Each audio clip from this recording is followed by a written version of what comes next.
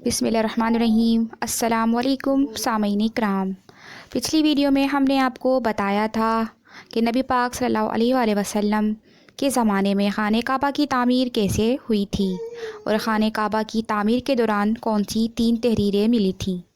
آج کی ویڈیو میں ہم آپ کو بتائیں گے حجر اسود کس نے رکھا اور نبی پاک صلی اللہ علیہ وآلہ وسلم کے زمانے سے پہلے خانہ کعبہ کی تعمیر کتنی بار ہوئی۔ آپ سے گزارش ہے یہ ویڈیو آخر تک ضرور دیکھیں۔ چلے ویڈیو کا ہم آغاز کرتے ہیں۔ جب خانہ کعبہ کی تعمیر ہو گئی اور خانہ کعبہ کی تعمیر کا کام حجر اسود تک پہنچ گیا، اب یہاں ایک نیا مسئلہ پیدا ہو گیا۔ سوال یہ پیدا ہوا کہ حجر اسود کون اٹھا کر اس کی جگہ پر رکھے گا۔ ہر قبیلہ یہ فضیلت خود حاصل کرنا چاہتا تھا۔ یہ جھگڑا اس حد تک بڑھا کہ مرنے مارنے تک نوبت آ گئی۔ لوگ ایک دوسرے کو قتل کرنے پر تل گئے۔ قبیلہ عبدالدار نے تو قبیلہ عدی کے ساتھ مل کر ایک برتن میں خون بھرا اور اس میں اپنے ہاتھ ڈبو کر کہا، حجر اسود ہم رکھیں گے۔ اسی طرح دوسرے قبیلے والے بھی اڑ گئے۔ تلواریں نیاموں سے نکل آئیں۔ آخر وہ سب بیت اللہ میں جمع ہوئے۔ ان لوگوں میں ابو امیہ بن مغیرہ بھی تھا، ایک شخص جس کا نام حذیفہ تھا۔ قریش کے پورے قبیلے میں یہ سب سے زیادہ عمر والا تھا۔ یہ ام المومنین سیدہ ام سلمہ کا باپ تھا۔ قریش کے انتہائی شریف لوگوں میں سے تھا۔ مسافروں کو سامان اور کھانا وغیرہ دینے کے سلسلے میں بہت مشہور تھا۔ جب کبھی سفر کرتا تھا تو اپنے ساتھیوں کے کھانے پینے کا بھی خود سامان کرتا تھا۔ اس وقت اس شدید جھگڑے کو ختم کرنے کے لیے اس نے ایک حل پیش کیا۔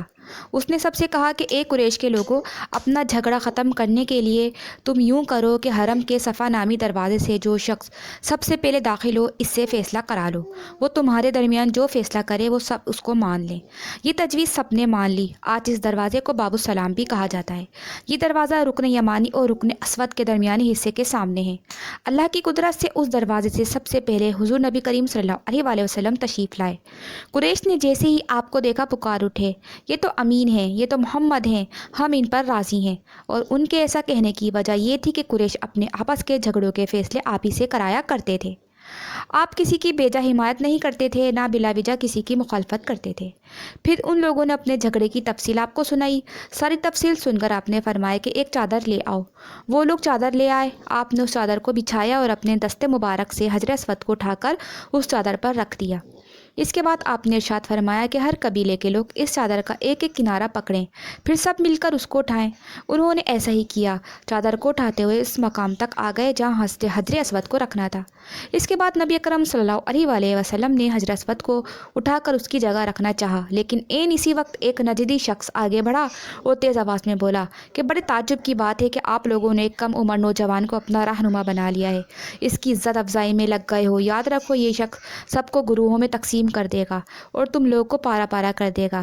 قریب تھا کہ لوگوں میں اس کی باتوں سے ایک بار پھر جھگڑا ہو جائے، لیکن پھر خود ہی انہوں نے محسوس کر لیا کہ حضور نبی صلی اللہ علیہ وسلم نے جو فیصلہ کیا ہے وہ لڑنے والا نہیں، لڑائی ختم کرنے والا ہے۔ چنانچہ حجر اسود کو نبی کریم صلی اللہ علیہ وآلہ وسلم نے اپنے مبارک ہاتھوں سے اس کی جگہ پر رکھ دیا۔ سبحان اللہ۔ مورخوں نے لکھا ہے کہ نجدی شخص دراصل ابلیس تھا، جو اس موقع پر انسانی شکل میں آیا تھا۔ جب کعبے کی تعمیر مکمل ہو گئی تو قریش نے اپنے بتوں کو پھر سے اس میں سجا دیا۔ کعبے کی یہ تعمیر جو قریش نے کی تھی چوتھی تعمیر تھی۔ سب سے پہلے کعبے کو فرشتوں نے بنایا تھا۔ بعض صحابہ نے فرمایا ہے کہ زمین و آسمان کو پیدا کرنے سے پہلے اللہ تعالیٰ کا عرش پانی کے اوپر تھا۔ جب عرش کو پانی پر ہونے کی وجہ سے حرکت ہوئی تو اس پر یہ کلمہ لکھا گیا، لا الہ الا اللہ محمد رسول اللہ۔ اللہ تعالیٰ کے سوا کوئی معبود نہیں اور محمد اللہ تعالیٰ کے رسول ہیں۔ اس کلمے کے لکھے جانے کے بعد عرش ساکن ہو گیا۔ پھر جب اللہ تعالیٰ نے آسمانوں اور زمین کو پیدا کرنے کا ارادہ فرمایا تو اس نے پانی پر ہوا کو بھیجا۔ اس سے پانی میں موجیں اٹھنے لگیں اور بخارات اٹھنے لگے۔ اللہ تعالیٰ نے ان بخارات یعنی بھاپ سے آسمان کو پیدا فرمایا۔ پھر اللہ تعالیٰ نے کعبے کی جگہ سے پانی کو ہٹا دیا۔ جب جگہ خشک ہو گئی چنانچہ یہی بیت اللہ کی جگہ ساری زمین کی اصل ہے اور اس کا مرکز ہے۔ یہی خشکی بڑھتے بڑھتے 7 بر اعظم بن گئی، اور جب زمین ظاہر ہو گئی تو اس پر پہاڑ قائم کیے گئے۔ زمین پر سب سے پہلا پہاڑ ابو قبیس ہے۔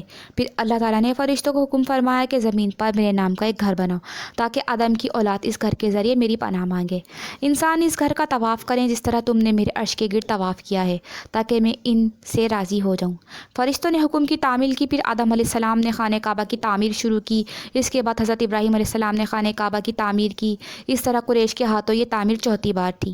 حضور اکرم صلی اللہ علیہ وآلہ وسلم کی عمر مبارک 40 سال کے قریب ہوئی تو آپ پر وحی کے آثار شروع ہو گئے۔ میرے معزز سامعین، اس سے اگلے واقعات آپ ہماری اگلی ویڈیو میں ضرور ملاحظہ کیجیے گا۔